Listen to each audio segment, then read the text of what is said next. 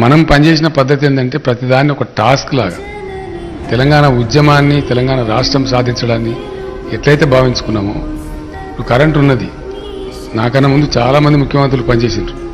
నాకన్నా ఎత్తునోళ్ళు, నాకన్నా దొడుగునోళ్ళు ఎంతోమంది ముఖ్యమంత్రులు అయినరు. ఒకటి చిన్న ప్రశ్న మనం ఆలోచించుకుంటే తెలుస్తుంది, ఎందుకు కరెంట్ ఇవ్వలేకపోయినారు, ఏం కారణం? ఇవాళ ఎక్కడికి వచ్చింది కరెంటు? గతంలో అది వర్ణనాతీతమైన బాధ. ఒక్కొక్క ట్రాన్స్ఫార్మర్ కాలిపోతే ఎట్లా డబ్బులు లంచాలి, ఇవాళ ట్రాక్టర్లు పెట్టుకొని ఎట్లా సబ్స్టేషన్ల కాడికి పోవాలి, 4 రోజులకు వచ్చేది కాదు.